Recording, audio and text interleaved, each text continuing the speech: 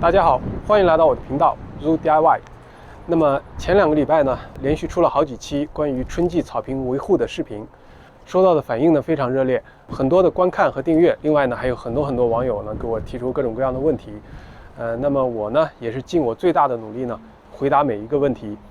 实际上呢，我看了这些问题呢，也做了一些总结，另外自己呢也上网做了一些研究。我把这些问题呢总结一下，我发现最多网友关心的就是怎么样去选择花园里草地上所使用的这种各种各样的土壤类的产品。好，这一期小视频呢，就集中跟大家分享一下我在这方面的经验和研究。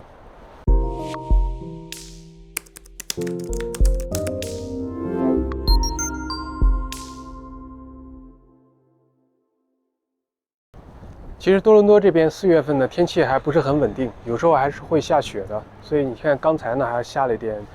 小的带雨啊带雪一类的东西。我这个草坪呢接近3个星期了，现在长势呢还可以，因为温度比较低，所以呢长得呢相对更慢一点，所以一般呢我是在5月份才做这一步的工作的。那么今年呢做的稍微早了一点，因为我要录这个春季草坪维护的这个视频。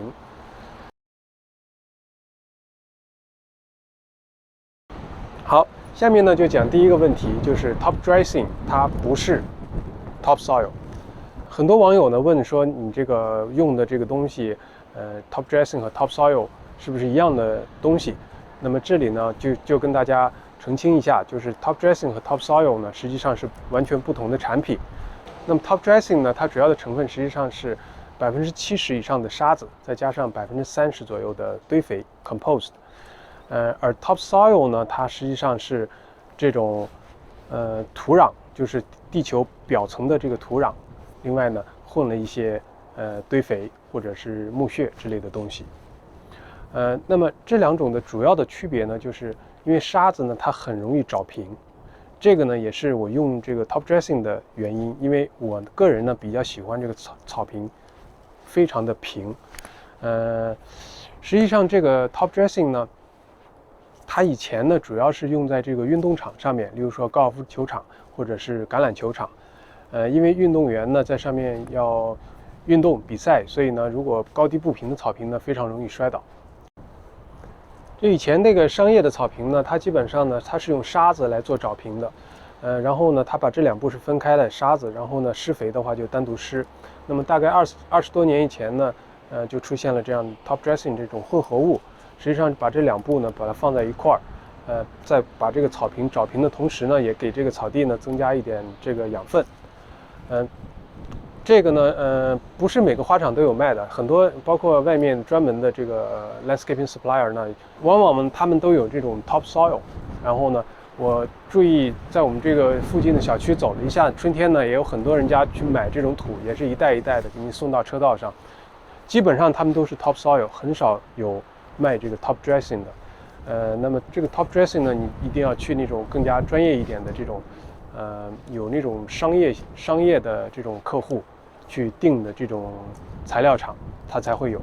另外，如果你实在买不到呢，实际上你用纯沙子来找平你的草坪也是可以的，只不过呢，找平以后呢，你自己再施一点肥料就可以了。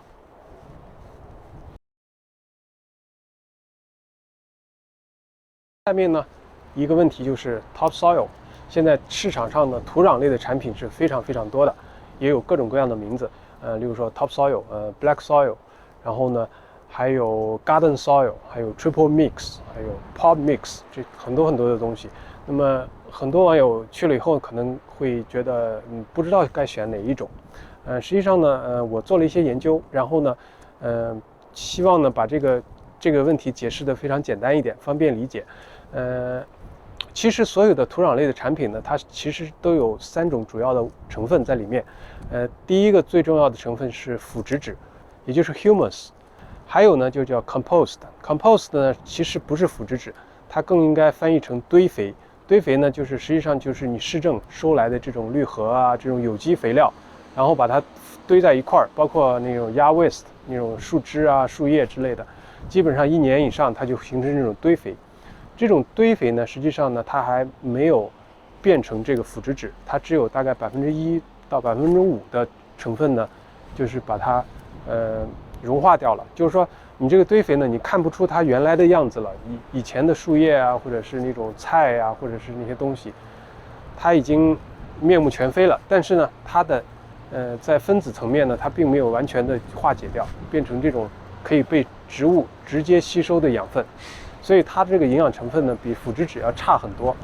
腐殖质一般要在地球上呢，要50-60年才能够形成，腐殖质的营养成分要高很多，另外呢，也要贵很多的。还有一个成分，实际上就是我们所说的土壤。土壤呢，你在这边就是地球表面1尺到2尺呢，基本上是这种混合着这种土壤啊，一些腐殖质，也是一种混合物。这种东西呢，基本上你在这边盖新房的时候，做一些开发的时候，把表面的这一层土壤都会把它挖起来，这样呢，它会散到一些这个landscaping 的这个 supplier 那里去。这个呢是可以作为花园用土的一个珍贵的一种基础的材料。实际上你理解了这3样东西以后，你就好理解了。那么最基础的土壤呢，就是 topsoil。topsoil 呢，实际主要成分呢，就是从自然界中开采来的这种挖来的这种土壤的成分。当然了，可能每一个地区的这个质量呢稍微有点不一样，有的地方呢可能会更加肥沃一点，有的地方可能会相对更加贫瘠一点。那么这些袋装的 topsoil 呢，一般这些制造商他会根据自己的市场目标，他会混一些堆肥。可能很少量的腐殖质，因为腐殖质相对呢比较贵的，所以基本上就是这样的成分。而这种 topsoil 呢，实际上是这种住宅家居使用的这个基础的一种土壤，几乎可以用在任何的场合，比如说草坪上面，比如说你要种新草，要把老的草铲掉，下面也铺一层这种topsoil 都是可以的。另外呢，你要新建一个花坛，你把这个老的生土铲掉以后，下面铺那么几英寸的 topsoil 都是非常好的操作。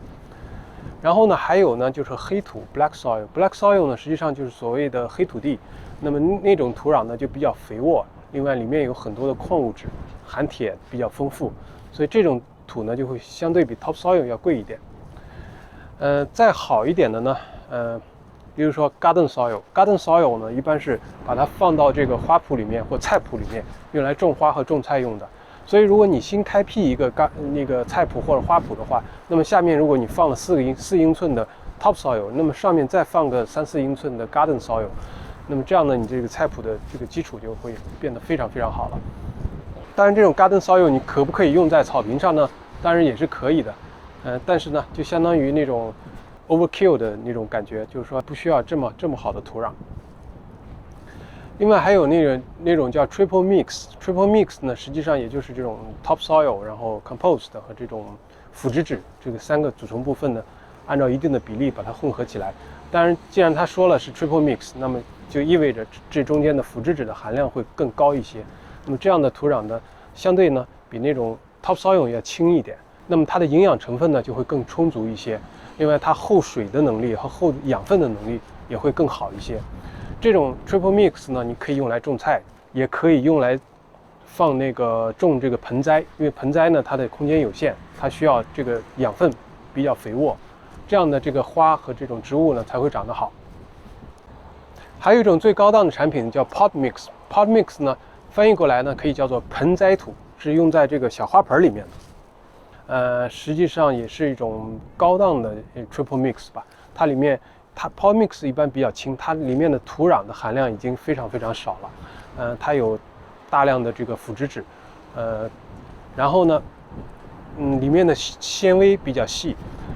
它呢就是可以hold很多的水分，它既透水，但是呢又会保湿，所以呢它就不容易烂根。另外它这种高纤维的这个成分呢，可以留存住很多很多的养分，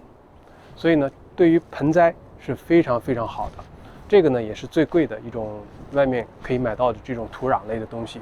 另外它还有一个最大的区别，就是这个 pot mix 呢很有可能经过了这个巴氏消毒。巴氏消毒有什么好处呢？就是里面呢把那个真菌和这个寄生虫的这个虫卵都杀死掉了，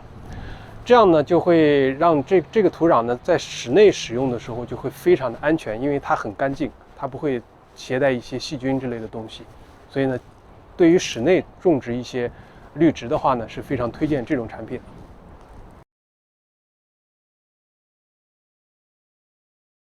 下面一个话题就跟大家分享粪土，也就是 Manure 和苔藓泥 Peat Moss 的使用。其实这两种东西呢是养分啊各方面都非常好的，也比较贵。那么这个 Manure 这个粪土呢，实际上呢它是在这个堆肥里面加了一些动物的粪便，例如说牛粪、羊粪和鸡粪之类的东西，让这个堆肥呢熟化的更快一点。它的营养成分会比较高。你买来以后呢，可以把它跟这个你所使用的这个花园土，比如说topsoil 或者是 triple mix 或者 garden soil， 把它混一些进去，这样呢就会进一步增加这个土壤的养分。Peat Moss 呢是一种非常高档的花园养殖土，而且呢现在呢市场上呢也越来越少了，价格也越来越贵。好，首先我解释一下什么叫 Peat Moss。这 Peat Moss 呢是水里面生长的这种苔藓，它死掉以后一年一年的沉积在这个沼泽地或者是湖底形成的。那么它沉积的速度是非常非常慢的，它一年呢才能够沉积1毫米，所以1英寸的厚度呢，它需要沉积25年。而现在呢，加拿大很多地方它那个苔藓泥的这个资源呢，它有的地方有几米深的那个苔藓泥的沉淀，那个呢要沉积上百万年的。所以基本上呢，虽然说这个东西是可以不断沉积的，但是如果放任开采的话呢，它沉积的速度是远远赶不上开采的速度的。所以从开采的角度来讲呢，基本上可以认定呢它是不可再生的。而且呢，现在呢这个苔藓泥呢是受到这个法律保护的，每年呢保证呢只有不到0.02%可以被开采。因为呢这个苔藓泥呢它在这个北部的这个自然生态里面呢起到非常非常关键的作用。如果大规模开采以后呢，对于这个生态系统呢，会引发一种灾难性的后果。有一些人呢，就推荐你在发新草的时候可以放一点 Peat Moss， 提高这个新草的出芽率。因为 Peat Moss 呢，它的纤维非常的丰富，所以呢，它能够获得它本身重量9倍的水分，所以它能够长期的这个保湿，所以能给那个草啊、草籽啊提供一个非常好的这个发芽的环境。但是呢，从经济和环保的角度来说呢，草坪一般面积比较大，这个呢用起来第一是非常贵的，然后呢它也不一定很环保，所以呢，在草坪上呢，我不是非常推荐大规模的使用这种产品。当然如果你用来育种，室内的盆栽当然也可以用。这个呢，总之呢，它是这种花园土类的这种路易威登是非常高档的产品。好，最后一个问题想跟大家分享的是石灰粉的使用 ，lime powder。这个石灰粉呢，实际上就是石灰石碾碎了以后的一种产品。那么它最大的功能呢，就是调整土壤的酸碱度。